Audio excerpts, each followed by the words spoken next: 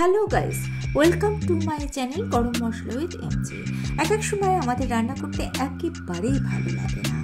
আজকে এমন একটা রেসিপি নিয়ে এসেছি যেটা 10 মিনিটে তৈরি করে নেওয়া যায়, আর কথা দিচ্ছি এই রেসিপিটা থাকলে গরম ভাতে আর কোনো কিছুর প্রয়োজন পড়বে না।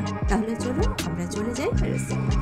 কড়াইতে দিয়ে দিলাম 2 থেকে 3 চামচ সরষের তেল, তার মধ্যে একটু কালো জিরে ফোড়ন দিয়ে দিলাম। ফোড়নটাকে ওই 5 থেকে 6 সেকেন্ড মতো একটু নাড়াচাড়া করে নিচ্ছি। কালো জিরে কিন্তু খুব তাড়াতাড়ি পুড়ে আসে, তাই বেশি সময় ধরে নাড়াচাড়া করবেন না। তারপর এর মধ্যে আমি দিয়ে দিলাম 500 গ্রাম কেটে রাখা ঝিঙে।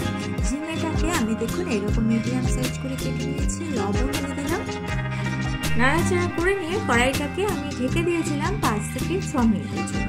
মিডিয়াম ফ্লেমে 5-6 মিনিট ঢেকে রান্না করলেই ঝিঙে দিয়ে কিন্তু ঠিক এইরকম জল বেরোবে, আর এই জলে কিন্তু ঝিঙেটা একেবারে মোটামুটি 90% সেদ্ধ এখানেই হয়ে যাবে।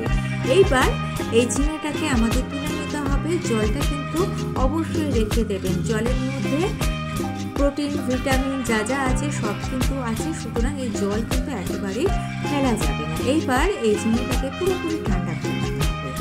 পুরোপুরি ঠান্ডা করে নিয়ে একটা মিক্সিং জারের মধ্যে ঝিঙেটাকে নিয়ে নেবেন। যদি গরম থাকে ঝিঙেটা, মিক্সিং জারটা মানে মিক্সিটা কিন্তু নষ্ট হয়ে যেতে পারে, সেদিকে খেয়াল রাখবেন। এইবার আমি এর মধ্যে কিছু উপকরণ অ্যাড করব। দিয়ে দিচ্ছি বেশ 10 থেকে 15 কোয়া রসুন। বেশি ঝাল যদি আপনাদের পছন্দ হয় তাহলে কিন্তু এই পর্যায়ে বেশ কিছুটা কাঁচা লঙ্কা অ্যাড করে দেবেন। দেখুন মিশ্রণটা তৈরি করে নিয়েছি। এইবার কড়াইতে আবারও একটু তেল দিয়ে দিলাম। দিয়ে দিচ্ছি 2 গোটা শুকনো লঙ্কা ফোড়ন আর 2 মিডিয়াম সাইজের পেঁয়াজ। পেঁয়াজটাকে একটু লাল করে ভেজে নিতে হবে।